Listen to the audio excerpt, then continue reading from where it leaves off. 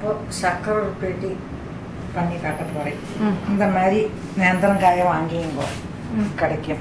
அதை நீங்கள் பாதியாக்கியிருக்கலாம். இதை பாதியாக்கியிருக்கேன், முழுசாக வச்சுக்கலாம். இப்படி கோடு போட்டுக்கிறது. இந்த உள்ள தட்டாதே கோடு போட்டுட்டால் உங்களுக்கு இந்த தோடு க்ளீனாக இந்த மாதிரி உறிஞ்சி வரும்.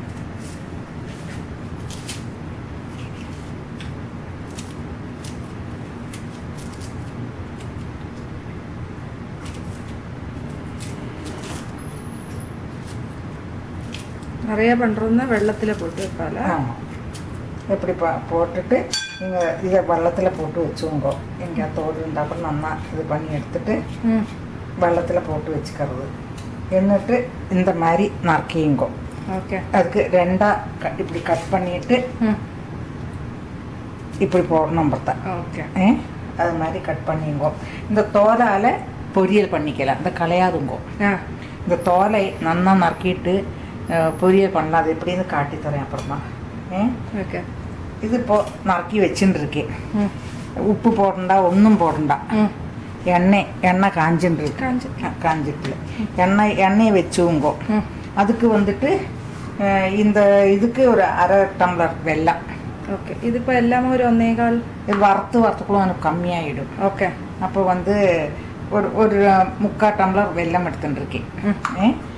சுக்கு பொடி, கொஞ்சோண்டு நெய், அவ்வளோதான் இதுக்கு வேணாம். வேற ஒன்றும் வேண்டாம். இது எண்ணெய் உப்பொன்னும் போடாதைக்கு ஃபஸ்ட்டு எண்ணெயில் இதை பொரிச்செடுக்கணும். ஓகே, வேற ஒன்றும் பொரிக்காத எண்ணெயாக இருக்கணும். எண்ணெய் காஞ்சாச்சு. இப்போ அதில் போடுறேன்.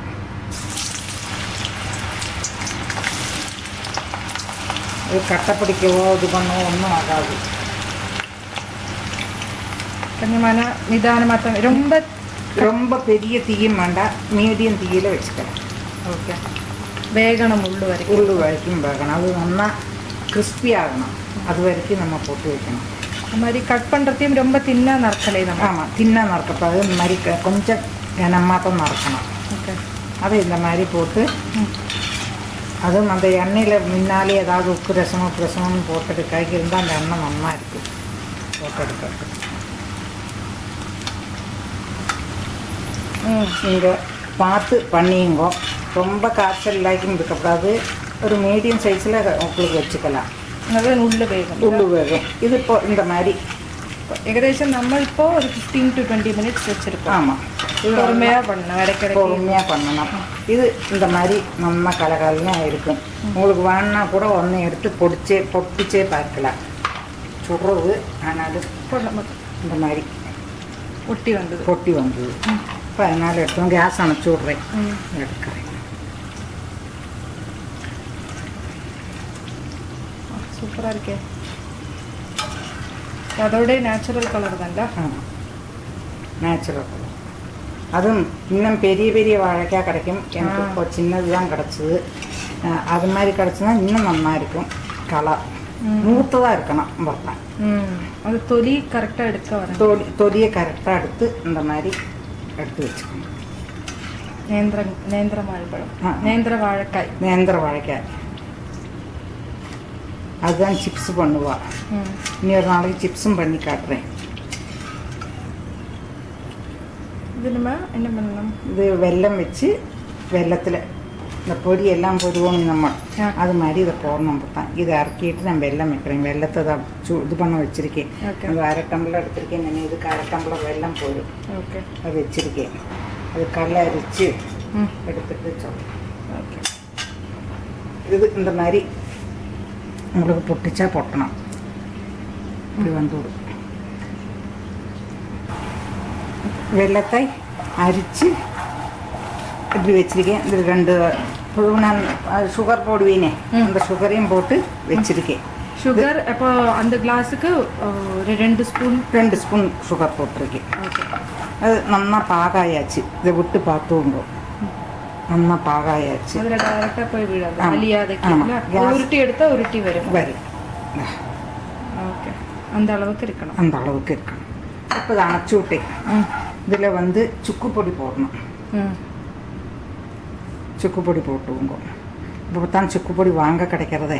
வாங்க கிடைக்கல அந்த மாதிரி இடமாக்குன்னா நீங்கள் அதை சுக்கை நம்ம அம்மியிலையோ மிக்சிலையோ பொடிச்சுங்கோ എന്നിട്ട് അത് പോട്ടെ. போட்டால் போயிடும்.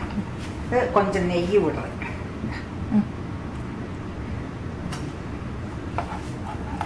உடனே போட்டு இളக்கணும், அப்போ தான் வேணும்னு அப்படி இல்லை.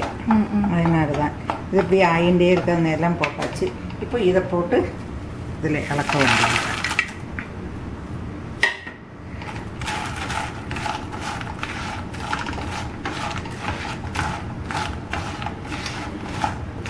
அது ஆற ஆற உங்களுக்கு ஆமாம், இதிலே பிடிச்சிட்டு இடைக்கிடைக்கி இളக்கி கொடுத்தா போதும். நோஹரம் எல்லாம் பண்ணின மாதிரி. ஆமாம் ஆமாம்.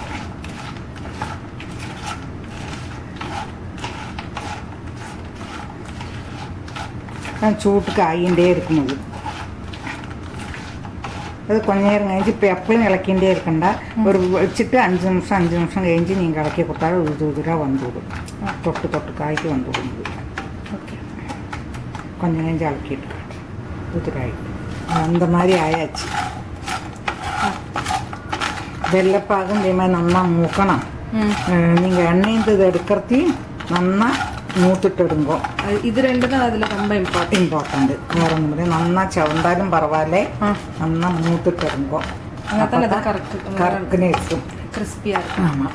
എന്നാൽ വെള്ളപ്പാകം ഇതേമാതിരി നന്നാ മൂക്കണം. இந்த வெள்ளத்தில் விட்டு பார்த்தா தக்காளி ஆட்டமாக வரணும். இது உங்களுக்கு இன்னும் இதில் வெள்ளம் நிறைய பிடிக்கணும்னு வச்சா அடுத்த ஒரு மாதிரி கூட இதே மாதிரி வெள்ளைப்பாக வச்சு இதே அதில் போடணும். டபுள் கோட்டிங் ஆகும். ഓക്കെ, അതും இன்னுം നന്നായിരിക്കും. ഇതേ കൂടെ നന്നായിരിക്കും.